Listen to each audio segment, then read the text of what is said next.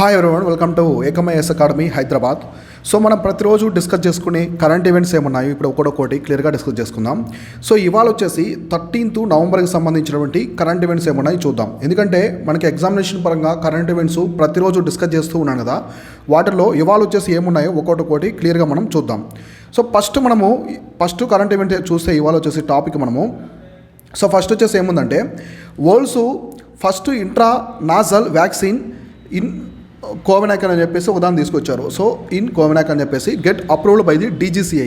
So మనకి DGCI ఉంది కదా, డీజీసీఐ వచ్చేసి ఇక్కడ అప్రూవ్ చేస్తూ ఉంటుంది. ప్రతి ఒక్క దాన్ని కూడా డీజీసీఐ అనేది అప్రూవ్ చేస్తూ ఉంటుంది అనమాట. అది అప్రూవ్ చేసిన తర్వాతే ఆ వ్యాక్సిన్ని మనము వినియోగంలోకి తీసుకొస్తారు. ఇది మొట్టమొదటి అనమాట. ఇప్పటివరకు కూడా వ్యాక్సిన్స్ అన్ని కూడా ఇంజెక్షన్ రూపంలో వేసేవాళ్ళు. ఇది ఇంట్రానాజల్ అనమాట. సో ముక్కు ద్వారా ఇచ్చేటువంటి వచ్చే వ్యాక్సిన్. ఇక్కడ చూసుకుంటే Bharat biotech limited international limited BBIL announced that the I1 COVAX BBV154 has received approval from the DGCI. So drug control general of India ఉంది కదా, సో వాళ్ళైతే దాన్ని అప్రూవ్ చేశారు. Under the restricted use in emergency situations for ages 18 and above in India for the heterologous booster doses. So booster డోసెస్గా 18+ అనమాట. So 18 and above age ఉంటుంది కదా, వాళ్ళకి వచ్చేసి ఈ వ్యాక్సిన్ అయితే యూజ్ చేయాలనే ఉద్దేశం ఒక టార్గెట్తో వచ్చేసి వీళ్ళు తీసుకొచ్చారు. ఇక్కడ గుర్తుపెట్టుకోండి, ఇది ప్రపంచంలోనే మొట్టమొదటి ఫస్ట్ ఇంట్రానాజల్ అనమాట. తర్వాత in కోవాక్ is the world first intranasal vaccine for the COVID-19. COVID to receive approval from the primary 2-dose schedule and the heteroglobus booster dose. ఇక్కడ చూడండి, ఇది 2 డోస్ ఇవ్వాలి. ఇది వచ్చేసి మామూలు మనకి కోవాక్సిన్ ఇచ్చారు కదా, కోవాక్సిన్ కోవిషీల్డ్, అట్లానే ఎగ్జాక్ట్గా 2 డోసులు ఉంటాయి. తర్వాత మనకి అది బూస్టర్ డోస్ లాగా అనమాట. ఈ ఇంటర్నాజల్ అనేది బూస్టర్ డోస్ లాగా. ఇది ఎట్లా అంటే ఇంజెక్షన్ కాకుండా మనకు వచ్చేసి ఇంటర్నాజల్ అంటే ముక్కు ద్వారా ఇస్తారనమాట. కాబట్టి ప్రపంచంలో మొట్టమొదటిసారి దీన్ని తీసుకొచ్చింది ఎవరంటే మన ఇండియన్ గవర్నమెంట్ అనమాట. భారతదేశమే భారత్ బయోటెక్ ఉంది కదా, భారత్ బయోటెక్ ఇంటర్నేషనల్ లిమిటెడ్ వాళ్ళు అయితే తీసుకొచ్చారనమాట. ఇది ఒకటి కూడా గుర్తుపెట్టుకోండి. మనకు ఆల్రెడీ తెలుసు కదా కోవాక్సిన్ ఒకటి. కోవాక్సిన్ కూడా భారత్ బయోటెక్ వాళ్ళు తీసుకొచ్చారు. ఇంకోటి ఏంటి కోవిషీల్డ్. ఇంకోటి వచ్చేసి కోవిషీల్డ్. కోవిషీల్డ్ మాత్రం ఎవరు తీసుకొచ్చారంటే serum institute of India. Serum institute of India వాళ్ళు తీసుకొచ్చారు. ఆక్స్ఫర్డ్తో కొలాబరేషన్ చేసుకొని సీరం ఇన్స్టిట్యూట్ ఆఫ్ ఇండియా వాళ్ళు అయితే తీసుకొచ్చారు. ఇది వచ్చేసి వరల్డ్ ఫస్ట్ ఇంటర్నేషనల్ వచ్చేసి ఎవరు తీసుకొచ్చారంటే ఇన్ కోవాక్ వాళ్ళు తీసుకొచ్చారు. తర్వాత చూసుకుంటే మనకి ఏమన్నాయి చూద్దాం. తర్వాత వచ్చేసి కరెంట్ ఈవెంట్స్ ఏమన్నాయి చూద్దాం ఒక్కొక్కటి. ఇప్పుడు సెకండ్ వచ్చేసి నాసాకు సంబంధించి మనకి సైన్స్ అండ్ టెక్నాలజీ పరంగా కరెంట్ ఈవెంట్స్ అనేవి ఎక్కువ వస్తూ ఉంటాయి కదా, వాటికి సంబంధించి నాసా వాళ్ళు ఒకటి రిలీజ్ చేస్తారు. అదేంటంటే NASA sets the new space flight record. New space flight record with the Artemis 1 Orion capsule. Artemis 1 Orion capsule అనమాట. రీసెంట్గా మనం చూసాం కదా, ఆర్టిమస్ 1 ఓరియన్ క్యాప్సల్ గురించి డిస్కస్ చేస్తాం మనం ఇంతకుముందు. ఇది దేనికి సంబంధించింది ఏంటో ఇప్పుడు మనం చూద్దాం.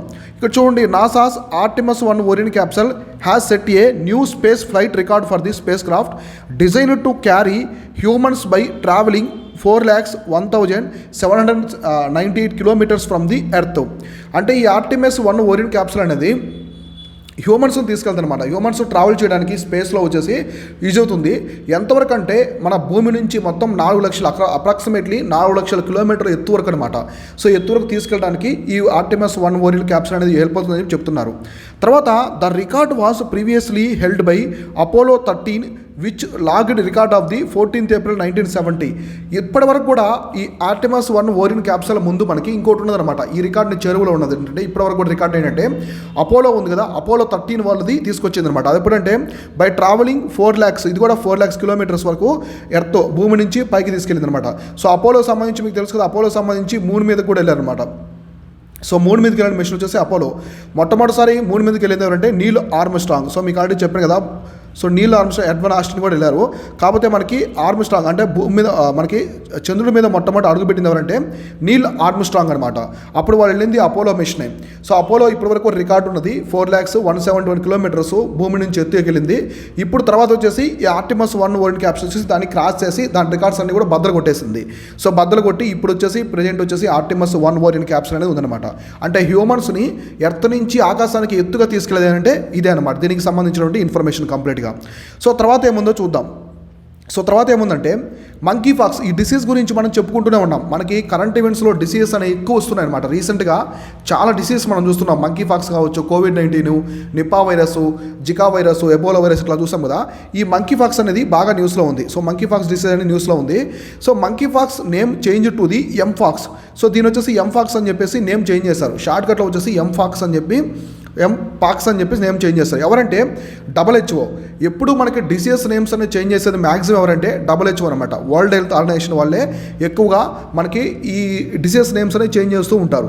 ఇప్పుడు మన కరోనా వైరస్ నుంచి కోవిడ్-19 కూడా చేంజ్ చేసింది ఎవరంటే WHO అనమాట. కోవిడ్-19 కూడా చేంజ్ చేసింది WHO. మనకి ఓమిక్రాన్ వేరియంట్ ఉంది కదా, ఓమిక్రాన్ వేరియంట్ని సో వేరియంట్ ఆఫ్ కన్సర్న్ అని కూడా ప్రకటించింది కూడా ఎవరంటే మనకి WHO అనమాట.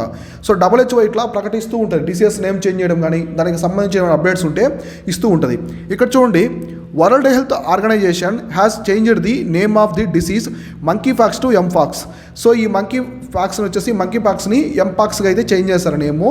Has they receive the complaints about the word monkey pox conjuring up racist tropes, stigmatising patients. So especially ఇది మనకి ఈ మంకీ పాక్స్ అనేది చాలా దేశాల్లో వచ్చింది. ఇది మొదట వచ్చేసి ఆఫ్రికా నుంచి స్ప్రెడ్ అయ్యి యూరోప్లోకి వెళ్ళి మొత్తం యూరోప్లో అయితే ఆల్మోస్ట్ మనకి ఫ్రాన్స్, జర్మనీ, స్పెయిన్, స్విట్జర్లాండ్ ఈ కంట్రీస్ మొత్తానికి కూడా ఆక్రమించిపోయింది, వచ్చేసి వ్యాపించింది. సో మొత్తం వ్యాప్తి చెంది యూరోప్ మొత్తం కూడా మంకీ పాక్స్ అనేది ఒక పెద్ద డిసీజ్గా అయితే అయిందనమాట అక్కడ. కాబట్టి ఇది కూడా గుర్తుపెట్టుకోండి, మంకీ పాక్స్ కూడా న్యూస్లో ఉంది. మనకు సంబంధించిన మంకీ పాక్స్ కేసెస్ కూడా మొట్టమొదటిసారి ఎక్కడ రిపోర్ట్ అయ్యాయంటే కేరళ. సో కేరళలో రిపోర్ట్ అయ్యి, కేరళ తర్వాత మనకి సో ఒడిశాలో కూడా రిపోర్ట్ అయింది. సో ఒడిశాలో కూడా ఈ మంకీ పాక్స్ సంబంధించినటువంటి కేసెస్ అనేది రిపోర్ట్ అయ్యాయి అనమాట. కాబట్టి ఇటువంటి ఫ్యాక్ట్స్ అనేది ఎగ్జామినేషన్ పరంగా మీరు చూసుకుంటే ఎక్కడ అడుగుతారంటే ఎక్కువగా వచ్చేసి ఎక్కడ ఈ రిపోర్ట్ అవుతున్నాయి, ఈ కేసెస్ అని ఎక్కడ రిపోర్ట్ అవుతున్నాయి, దీనికి ఎవరు నేమ్ చేంజ్ చేస్తారు, ఇట్లాంటి ఈ ఫ్యాక్ట్స్ అని కంప్లీట్గా చూసుకోవాలి. తర్వాత the recommendations follows the outbreaks that began the 6 months ago in the Europe and the United States. ఇది చెప్పాను కదా, ఇప్పుడు యూరోప్లోని అన్ని దేశాలు కూడా ఇది వ్యాప్తి చెందిందనమాట. సో యూరోప్లో ఇది ఉద్భవించి చాలా డేంజరస్ డిసీజ్ ఇది. సో ఇక్కడ చూస్తారు కదా, స్కిన్ మొత్తం మీద కూడా ఇట్లా వస్తారనమాట. మొదటి యూరోప్లో దేశాలన్నీ కూడా వ్యాప్తి చెంది అక్కడి నుంచి ట్రావెలర్స్ కావచ్చు, ఫ్లైట్స్ ద్వారా వెళ్తూ ఉంటారు కదా. సో ఈ విధంగా యునైటెడ్ స్టేట్స్ అనమాట, యుఎస్ కూడా ఈ వ్యాధి అనేది పాకింది, కంప్లీట్గా వచ్చేసి వ్యాప్తి చెందింది అక్కడ. సో తర్వాత దీని గురించి సంబంధించిన డీటెయిల్స్ అని కూడా ఇచ్చాను. తర్వాత ఆల్రెడీ ఇంతకుముందు మన డైలీ కరెంట్ అఫైర్స్ ఉన్నాయి కదా, వాటిలో ఎక్స్ప్లెయిన్ చేస్తాను దీని గురించి కంప్లీట్గా. ఇప్పుడు మనము నెక్స్ట్ ఈవెంట్ ఏముందో చూద్దాం. సో నెక్స్ట్ ఈవెంట్ ఇక్కడ చూడండి, ఇండోర్ సిటీ తెలుసు కదా మీకు, మధ్యప్రదేశ్లో ఉండే Indore city plans the India's first retail municipal green bond for this solar plant కోసం వచ్చేసి ఇండియాకి సంబంధించిన first retail municipal green bond అనమాట. అంటే గ్రీన్ బాండ్స్ మీకు తెలుసు కదా, గ్రీన్ బాండ్స్ అంటే ఇది ఫైనాన్షియల్ ఇన్స్ట్రుమెంట్స్ అనమాట. ఇవి ఎన్విరాన్మెంట్ ఫ్రెండ్లీగా ఉండాలి. అంటే వీళ్ళు చేసే ప్రాజెక్ట్స్ ఉంటాయి కదా, ఈ మున్సిపాలిటీస్ చేసే ప్రాజెక్ట్స్ ఉంటాయి, పెద్ద కంపెనీస్ చేసే ఈ ప్రాజెక్ట్స్ అన్నీ కూడా గ్రీన్ అనమాట. అంటే ఎన్విరాన్మెంట్కి హాని చేయకుండా ఉండాలి, ఎన్విరాన్మెంట్కి ఎలాంటి హాని చేయకుండా ఉంటాయో వాటిని గ్రీన్ బాండ్స్ అని చెప్పేసి పిలుస్తారనమాట. ఇప్పుడు ఇండోర్ వచ్చేసి మధ్యప్రదేశ్లోని ఇండోరు మన దేశంలోనే మొట్టమొదటి రిటైల్ మున్సిపల్ గ్రీన్ బాండ్ అనేది రిలీజ్ చేసింది. వచ్చేసి మొత్తం రిటైల్ మున్సిపల్ గ్రీన్ బాండ్ అనేది తీసుకొచ్చింది అనమాట సోలార్ ప్లాంట్ కోసం. దేనికోసం అంటే సోలార్ ప్లాంట్. ఇక్కడ చూడండి, so Indore with the strong environmental record is planning to issue nation's first local government bond targeting individual investors. ఇక్కడ చూడు, రిటైల్ అని చెప్పారు, వాళ్ళు ఏం చెప్పారంటే హోల్సేల్ అని చెప్పారు, రిటైల్ అని చెప్పారు. అంటే ఇండివిజువల్ గ్రీన్ బాండ్స్ అనమాట. ప్రతి ఒక్కరు కూడా అంటే ఇండివిజువల్ పర్సన్స్కి ఇచ్చే విధంగా, ఇన్వెస్టర్స్కి ఇచ్చే విధంగా green bonds with the proceeds to use the fund the solar project. So ఎవరైతే అక్కడ ఇండోర్ సిటీలో మొత్తం కావచ్చు సోలార్ పవర్ ప్రాజెక్ట్కి, ఎవరైతే సోలార్ పవర్ ప్రాజెక్ట్కి అక్కడ వచ్చేసి మనీ ఇన్వెస్ట్ చేస్తారో ఇన్వెస్టర్స్, వాళ్ళకి ఈ బాండ్స్ అయితే ఇస్తారనమాట, గ్రీన్ బాండ్స్ అనే ఇస్తారు. మీరు ఇంతకుముందు గుర్తుపెట్టుకోండి, గ్రీన్ బాండ్ సంబంధించి చాలా వరకు కూడా నేను ఎక్స్ప్లెయిన్ చేస్తాను. గ్రీన్ బాండ్ మన క్లైమేట్ చేంజ్కి సంబంధించి G20 సమ్మిట్కి, G7 సమ్మిట్కి అంతా కూడా ఎక్స్ప్లెయిన్ చేశాను. ఇక్కడ సోలార్ ప్లాంట్ అన్నారు, ISA important, international solar alliance చూసుకోండి. ఇది మనకి COP21లో పెట్టారు, ఆల్రెడీ చెప్పాను, ప్యారిస్లో జరిగింది. ప్యారిస్లో 2017 సంవత్సరంలో ఈ COP21లో ISA పెట్టారు, ఇంటర్నేషనల్ సోలార్ అలయన్స్ అని చెప్పేసి. సో దీని యొక్క హెడ్ క్వార్టర్స్ ఎక్కడ ఉందంటే, దీనికి హెడ్ క్వార్టర్స్ వచ్చేసి గురుగ్రామ్. సో గురుగ్రామ్లో ఉందన్నమాట. సో గురుగ్రామ్లో హెడ్ క్వార్టర్స్ అనేది ఉంది. అక్కడ మన హర్యానా రాష్ట్రంలోని గురుగ్రామ్లో ఉంది. కాబట్టి గురుగ్రామ్ అనే వాళ్ళు ఇప్పుడు నేమ్ చేంజ్ చేసి గురుగ్రామ్కి అయితే పేరు పెట్టారనమాట. సో ఈ గురుగ్రామ్లో ఉంది. దీని గురించి కూడా మీరు క్లారిటీగా ప్రతి ఒక్క ఇన్ఫర్మేషన్ కూడా చూసుకోండి దీనికి సంబంధించి green bonds. So green bonds అనేది బాగా న్యూస్లో ఉంది. అంటే ఓవరాల్గా గ్రీన్ బాండ్స్ అనేది ఏంటి, ఇన్వెస్ట్ చేసే వాళ్ళకి బాండ్స్ ఇస్తారు. కాబట్టి ఆ బాండ్స్ అనేవి ఎలా ఉండాలంటే పర్యావరణానికి ఎలాంటి హాని చేయకుండా ఉండాలన్నమాట. అటువంటి వాటిని వచ్చేసి గ్రీన్ బాండ్స్ అని చెప్పేసి పిలుస్తారు. ఇది ఒకటి కూడా క్లారిటీగా చూసుకోండి. సో తర్వాత ఈవెంట్ ఏముందో చూద్దాం. సో తర్వాత వచ్చేసి Agnikul. So Agnikul cosmos. So రీసెంట్గా మనకి అగ్నికుల్ కాస్మోస్ అని చెప్పి చూస్తూ ఉన్నాం కదా. Agnikul cosmos setup India's first private launch pad. మన ఇండియాలోనే మొట్టమొదటి ఈ అగ్నికుల్ కాస్మోస్ అనేది ఒక కంపెనీ అనమాట. సో ఒక ప్రైవేట్ కంపెనీ.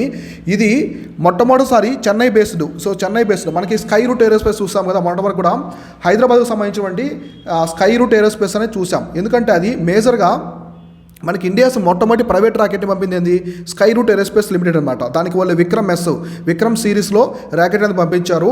అది ప్రారంభం అని చెప్పేసి మిషన్ పేరు పెట్టుకున్నారు. మీకు అందరికీ తెలిసిందే కదా అది. అట్లానే ఎగ్జాక్ట్గా అగ్నికుల్ కాస్మోస్ అని చెప్పేసి ఒక కంపెనీ ఉందన్నమాట. ఇది చెన్నై బేస్డ్. వాళ్ళు మన ఇండియాలో మొట్టమొదటి ఫస్ట్ ప్రైవేట్ లాంచ్ ప్యాడ్ అనమాట. ఇప్పటివరకు మనకు లాంచ్ ప్యాడ్స్ ఎక్కడ ఉన్నాయి, రాకెట్స్ ఇవన్నీ లాంచ్ చేసేది శ్రీహరికోటలో ఉన్నాయన్నమాట. శ్రీహరికోటలో మనము చేస్తాము. తర్వాత కేరళలోని తుంబాలో వచ్చేసి మేజర్గా వచ్చేసి మనము సౌండింగ్ రాకెట్స్ అనేవి పంపిస్తూ ఉంటాం. ఎగ్జాక్ట్లీ అలానే ఇండియాకి సంబంధించిన India's first private launch pad and mission control centre has been established with the ISRO. అంటే with in ISRO campus at the Satish Dhawan space centre in Sriharikota. అంటే ఇస్రో మనకి స్పేస్ సెంటర్ శ్రీహరికోటలో అక్కడే ఈ ప్యాడ్ అనేది లాంచ్ ప్యాడ్ అనేది చేశారు. కాకపోతే ఎవరు చేశారంటే ఇస్రో కదనమాట, ప్రైవేట్ కంపెనీ. ఎవరంటే the launch pad is designed and operated by the Chennai based space startup Agnikul cosmos. So ఇది ఎవరు లాంచ్ చేశారంటే అగ్నికుల్ కాస్మోస్ అనే ఒక కంపెనీ అనమాట. ఈ కంపెనీ ఎవరిదంటే చెన్నై బేస్డ్ ఒక స్టార్టప్. మన ఏరోస్పేస్ ఉంది కదా, స్కై రూట్ ఏరోస్పేస్ అనేది హైదరాబాద్కి సంబంధించిన కంపెనీ. ఇది వచ్చేసి చెన్నైకి సంబంధించిన అగ్నికుల్ కాస్మోస్ అనే ఒక కంపెనీ అయితే దీని స్టార్టప్ అనేది లాంచ్ చేసింది. చూడండి, ఇండియా అనేది స్పేస్ రంగంలో చాలా డెవలప్ అవుతూ ఉంది, అభివృద్ధిని చేసుకుంటూ ముందుకు వెళ్తూ ఉంది అనమాట. రీసెంట్గా మనకు స్కై రూట్ ఏరోస్పేస్ వచ్చింది, ఇప్పుడు అగ్నికుల్ వచ్చింది. అది రాకెట్ని లాంచ్ చేస్తే మొట్టమొదటి ప్రైవేట్ రాకెట్ని, ఇది మొట్టమొదటి ప్రైవేట్ లాంచ్ ప్యాడ్ని తీసుకొచ్చింది అనమాట అగ్నికుల్ కాస్మోస్ అనేది. ఇట్లా మనకి అమెరికాలో స్పేస్ ఎక్స్, బ్లూ ఒరిజిన్ వస్తున్నాయి కదా, ఎలాన్ మస్క్ సంబంధించినవి, జెఫ్ బెజోస్ సంబంధించినవి. అట్లానే ఇండియాలో ఇటువంటి స్టార్టప్స్ రావడం అనేది ఒక గొప్ప విషయంగా మనం చెప్పుకోవచ్చు. తర్వాత the facility was inaugurated by the ISRO chairman. So ISRO chairman ఎవరు ఉన్నారు మనకి, and secretary in the department of space Somnath గారు అయితే దీన్ని ఓపెన్ చేశారు అనమాట. సోమనాథ్ గారు వచ్చేసి దీన్ని ఓపెన్ చేశారు. మీకు తెలుసు కదా, ఇస్రో చైర్మన్ ప్రెసిడెంట్ ఎవరంటే సోమనాథ్. ఆన్ 25th మనకి 25th నవంబర్ రోజున దీన్ని వచ్చేసి అనౌన్స్ చేస్తారు కంప్లీట్గా. వచ్చేసి అప్పటి నుంచి ఆపరేషన్లో ప్రోగ్రెస్లో ఉండి ఇప్పటికి కంప్లీట్గా అయితే దీన్ని ఓపెన్ చేశారనమాట అగ్నికుల్ కాస్మోస్ సంబంధించిన. ఇక్కడ మీరు మేజర్ గుర్తుపెట్టుకోండి, కన్ఫ్యూజ్ అవ్వద్దు. స్కై రూట్ ఏరోస్పేస్ కంపెనీ అనేది ఇండియాస్ ఫస్ట్ ర్యాకెట్ అనమాట. Private rocket. అగ్నికుల్ కాస్మోస్ అనేది India's first private launch pad. ఇది లాంచ్ ప్యాడ్, ర్యాకెట్ కాదు. అంటే ర్యాకెట్ని లాంచ్ చేస్తాం కదా, ఆ లాంచ్ ప్యాడ్ అయితే వీళ్ళైతే తీసుకొచ్చారనమాట మన ఇండియాలో మొట్టమొదటి ప్రైవేట్ లాంచ్ ప్యాడ్. ఇది ఒకటి. ఇట్లా మీరు ప్రతి ఒక్కటి కూడా ఫ్యాక్ట్స్ ఉంటాయి కదా, ఈ ఫ్యాక్ట్స్ అన్ని కూడా మేజర్గా మీరు గుర్తుపెట్టుకోవాల్సిన ఇంపార్టెంట్ అవసరం అనమాట. ఎందుకంటే యూపీఎస్సీ కావచ్చు, స్టేట్ పిఎస్ ఎగ్జామ్స్కి మేజర్గా ఎట్లాంటి అడుగుతూ ఉంటారు కాబట్టి ఇవి చూసుకోండి. సో తర్వాత కరెంట్ ఈవెంట్ ఏముందో చూద్దాం. సో తర్వాత వచ్చేసి రీసెంట్గా చూడండి, world's largest active volcano Mauna Loa erupted in the Hawaii. So ఈ మౌనా లోవా అనేది ప్రపంచంలోనే అతిపెద్ద యాక్టివ్ వోల్కానో అనమాట. సో మనకి అగ్నిపర్వతాలు ఉంటాయి కదా, ప్రపంచంలో చాలా ఉంటాయి అగ్నిపర్వతాలు, ఎక్స్టెంట్ అయిపోయి ఉంటాయి. అవి అప్పటికి కూడా ఇంకా విస్ఫోటనం చెందవన్నమాట, పేలవు. తర్వాత మనకి షీల్డ్ వోల్కానోస్, ఇట్లా డిఫరెంట్ టైప్స్ ఉంటాయి అనమాట, కాంపోజిట్ వోల్కానోస్ ఇట్లా. ఇప్పుడు ఇది వచ్చేసి యాక్టివ్ అనమాట. ఇది ఎప్పుడు పేలుతూ విస్ఫోటనం చెందుతూ ఉంటుంది, ఎరప్ట్ అవుతూ ఉంటుంది యాక్టివ్ వోల్కానో అంటే. ఇక్కడ ఏం చెప్పారంటే world's largest active volcano erupted in Hawaii అని చెప్పారనమాట. సో ఇక్కడ చూడండి, the world's largest active volcano erupted in the Hawaii for the first time in the 4 decades. అంటే లాస్ట్ 4 decadesలో, అంటే 4 దశాబ్దాలలో ఇప్పుడు వచ్చేసి హవాయిలో వచ్చేసి ఈ వరల్డ్ లార్జెస్ట్ యాక్టివ్ వోల్కానో అనేది ఎరప్ట్ అయింది. So Mauna Loa erupted the 11:30 according to the US geological survey. So ఇది నైట్ 11:30కి అనమాట. సో రాత్రి టైంలో 11:30కి ఎరప్ట్ అయిందని చెప్పేసి చెప్తున్నారు. ఇక్కడ ఇది 4 decades తర్వాత ఫస్ట్ టైం అనేది ఎరప్ట్ అయింది అనమాట. 4 దశాబ్దాలు, ఆల్మోస్ట్ 40 years తర్వాత ఎరప్ట్ అయిందనమాట. So it was the first eruption since the 1984. So 1984 సంవత్సరం తర్వాత, అంటే 1984 సంవత్సరం తర్వాత ఫస్ట్ టైం ఇప్పుడే అనమాట. సో ఇప్పుడే వచ్చేసి ఇది ఎరప్ట్ అయిందనమాట. The eruption began in the Mokuaweoweo. So Mokuaweoweo the summit caldera of the Mauna Loa. So మనకి క్యాల్డర్ అప్పుడే అగ్నిపర్వతం ఉంది కదా, సో ఇలా అగ్నిపర్వతం ఉంటుంది, ఇక్కడ సమ్మిట్ ఉంటుంది. సో ఇక్కడ నుంచి ఇలా ఎరప్ట్ అవుతుంది అనమాట. ఇది ఎరప్ట్ అయ్యి మొత్తం వచ్చేసి ఒక స్మోక్ లాగా ఫామ్ అయిపోద్ది. సో ఇట్లా ఫామ్ అయిపోద్ది అనమాట, ఇదంతా ఎరప్షన్ జరుగుతుంది. సో ఇట్లా ఎరప్ట్ అయినప్పుడు చూడండి, ఒక అగ్నిపర్వతం అనేది ఎరప్ట్ అయినప్పుడు దాని లోపల ఉంటే దాన్ని ఏమంటారంటే మ్యాగ్మా అంటారు. సో లోపలుంటే మ్యాగ్మా, బయటకు వస్తే దాన్ని వచ్చేసి లావా అంటారు. సో ఇట్లా క్లారిటీగా గుర్తుపెట్టుకోండి. సో లోపలుంటే దాన్ని వచ్చేసి మ్యాగ్మా అంటారు, బయట ఉంటే దాన్ని వచ్చేసి ఏమంటారంటే సో ఇట్లా పిలుస్తారు. సో కాబట్టి మేజర్గా ఇలా చూసుకోండి, క్లారిటీగా వచ్చేసి important. So world's largest active volcano హవాయిలో ఉంది. హవాయి ఐలాండ్స్ ఎవరివి? యుఎస్ఏకి సంబంధించిన మాట. హవాయి ఐలాండ్స్ ఎవరంటే యుఎస్ఏకి సంబంధించినటువంటి ఐలాండ్స్. ఇక్కడ గుర్తుపెట్టుకోండి, మేజర్గా వచ్చేసి ఇవి గుర్తుపెట్టుకోవాలి. తర్వాత it was the first eruption. మీకు తెలుసు కదా, 1984 తర్వాత మొట్టమొదటిసారి ఇప్పుడే అనమాట. సో ఇప్పుడే ఇది వచ్చేసి ఎరప్షన్ అయింది, ఇంతకుముందు ఎరప్షన్ కాలేదు, మొట్టమొదటిసారి ఇప్పుడే అయితే ఎరప్షన్ అయింది అనమాట. సో ఎరప్షన్ బిగానింది ఇట్లా. So inside the Hawaii volcanoes national park. So మనకి హవాయి ఐలాండ్స్ ఉన్నాయి కదా, అక్కడ హవాయి అగ్నిపర్వతాలకు సంబంధించినటువంటి ఒక నేషనల్ పార్క్ ఉందన్నమాట. అక్కడ అగ్నిపర్వతాలు అన్నీ కూడా, ఎస్పెషల్లీ మనకి హవాయి ఐలాండ్స్ ఎక్కడ ఉన్నాయి? పసిఫిక్ ఓషన్లో ఉన్నాయి. సో పసిఫిక్ ఓషన్లో ఉన్నాయి కాబట్టి హవాయి ఐలాండ్స్. సో మేజర్గా Pacific ocean ring of fire అంటారు అనమాట. సో ఇట్లా ఉంటుంది, ఇదంతా కూడా ల్యాండ్ ఉంటుంది, ఇక్కడంతా కూడా పసిఫిక్ ఓషన్ ఉంటుంది. సో పసిఫిక్ ఓషన్ ఇక్కడ ఉంటుంది అనమాట. సో ఈ మేజర్గా ఈ రింగ్స్ ఆఫ్ ఫైర్ అనమాట, ఇక్కడంతా కూడా ఎక్కువ మనకి అగ్నిపర్వతాలు పేలుతూ ఉంటాయి. తర్వాత ఎర్త్క్వేక్స్, భూకంపాలు కూడా ఎక్కువ వస్తుంటాయి. కాబట్టి ఇలా గుర్తుపెట్టుకోండి. సో మౌనా లో అనేది ఎక్కడ ఉందంటే హవాయి ఐలాండ్స్లో ఉంది. Hawaii islands are administered by the USA అనమాట. యుఎస్ఏ పరిపాలించే హవాయి ఐలాండ్స్లో ఉంది. ఇట్లా మేజర్గా ఈ పాయింట్స్ అన్ని కూడా గుర్తుపెట్టుకోవాలి, ఎగ్జామినేషన్ పరంగా చాలా చాలా ఇంపార్టెంట్. సో ఇవి వచ్చేసి ఇవాళ డైలీ కరెంట్ అఫైర్స్. రేపు ఇంపార్టెంట్ డైలీ కరెంట్స్ ఏమన్నాయో ఫ్యాక్ట్స్ అవన్నీ కూడా క్లారిటీగా నేను ఒక్కొక్కటి క్లియర్గా మీకు ఎక్స్ప్లెయిన్ చేస్తాను. Thank you all.